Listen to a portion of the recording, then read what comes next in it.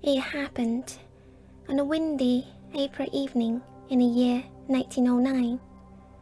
A rider cloaked in green appeared. His ghostly presence is felt, and a clattering of hoofs is heard in Glenmore. The sound and the sight of him shivers the bones of anyone who bear witness, and for they knew what it brings. That same evening, Murdoch Gillian MacLean, the 23rd chief of Loch Buie, and drew his last breath. Who was the strange rider? Or perhaps the question should be, who was the Headless Horseman? The story began with a man called Ewen. He was a son of the 5th chief of MacLean of Loch Buie. Ewen is said to be a distinguished warrior. Interestingly, he was also known as Ewen of the Little Head, and perhaps an indication of him not being the brightest. He lived on a tiny island of Crannox, north of Loch Buie, with his wife, the daughter of MacDougall alone, known as the Black Swan. She said to be a greedy, ambitious woman. Unsatisfied with what they have, she pressed Ewen to ask his father for more. The constant petitions resulted in a heated feud between father and son. At the end, a battle was decided to solve such dispute. The day prior to the battle, Ewen took a walk through a nearby woods. There, he encountered a woman dressed in green, humming a strange, unknown tune as she busily washed a bundle of blood-stained clothes in a nearby stream. Ewen realized the woman is not a mere mortal, but a Sheehan, the fairy people who are said to be able to foretell the future. He seized the opportunity, approached her with respect, and asked about his fate of the upcoming clash, to which she replied, "If butter is placed unasked on your table when you take breakfast tomorrow morning, you will prevail. But if you have to ask for the butter to be brought, it will go ill for you." Later that evening, the stress of preparing the battle overtook his mind. Ewen of the Little Head forgot about the prophecy told by the Sheehan.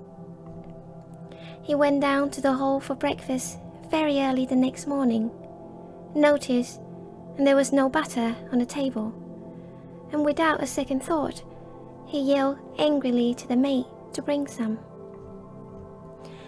Ewen later led his followers to meet their opponents. There, he found his father, the 5th chief of MacLeans of Loch Buie, supported by his uncle, the MacLean of Duat, who would be pleased to see the fall of his brothers on the heir. In the heat of the battle, Ewen charged recklessly into the fight, and leaving himself open to the swing of a claymore. It completely severed his head from his body. Ewen of the Little Head, now Ewen of the Headless.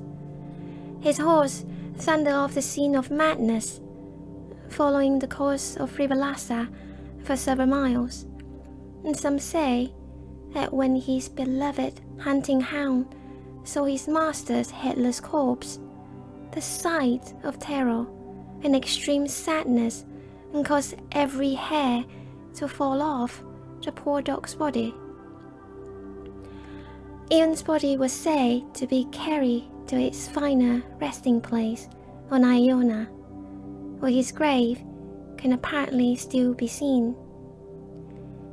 It was the year 1538, and ever since that day, the spectre of a headless horseman has been seen to ride through Glenmore between dusk and dawn. Some reports even say he has been seen in the remotest of the Hebrides, even Ireland. 500 years on, the Headless Rider still wears the green cloak he wore in battle whenever he was seen. Some say his restless spirits haunts and torments the lives of his living descendants, while others believe to this day Ewen MacLean is the guardian of his descendants. It is known within the family that if the spirit of Ewen is seen or heard, a death in the family is about to occur, and Ewen himself escorts his family to the other side. The most recent account of his sighting followed the death of Olive MacLean, the wife of the 24th Lochbuie, in 1959.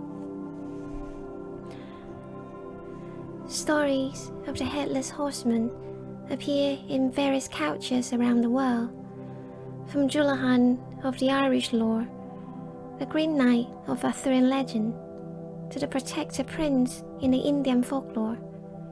These myths and legends evolve over generations, inspire authors to this day, and some believe the story of Ewen of the Little Head was what inspired Washington Irving's The Legend of Sleepy Hollow, a great example of how myths and legends influence the modern popular cultures. And beside the music, comic, video games, movies, and TV shows, the town of Sleepy Hollow has made the Headless Horseman something of a town mascot.